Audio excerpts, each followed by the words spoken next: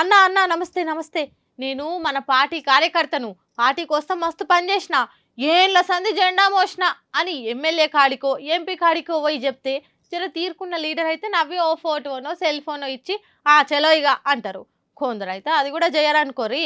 కానీ గీ లీడర్ మాత్రం కార్యకర్తను ఖుషి చేస్తందుకు ఎంత పని చేసిండో చూడురి.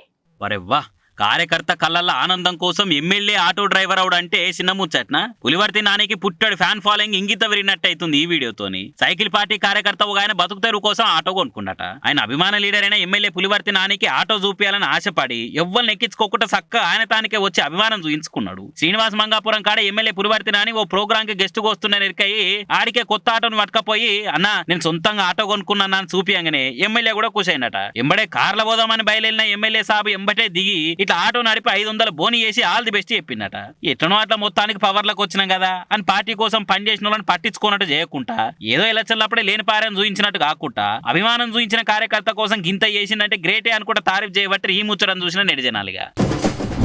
ఉత్త జాగల విల్లాలు అపార్ట్మెంట్లు కొంటే ఏముంటది? అదే లేక్ వ్యూ అపార్ట్మెంట్లు కొంటే లేవ్వంగానే కిటికీలు తెరిస్తే మంచి చెరువు చూడొచ్చు, పిట్టల కిలకిల సపుడినొచ్చు, తామర పూలను చూడొచ్చు అని అపార్ట్మెంట్లు తీసుకున్రా. అయితే మీ అపార్ట్మెంట్కు ఆఖరి రోజులు దగ్గర పడ్డట్టే. ఎందుకంటారా? అణుబాంబులంటే దేశాలు ఎట్లా భయపడతాయో హైడ్రా అంటే హైదరాబాద్లో అట్లా భయపడుతున్నారు. ఇప్పటికే చెరువులను ఆక్రమించి కట్టిన బిల్డింగులన్నీ షేప్ అవుట్ చేపిస్తారు కదా హైడ్రా వాళ్ళు. ఇప్పుడు next target lake view project లేనట.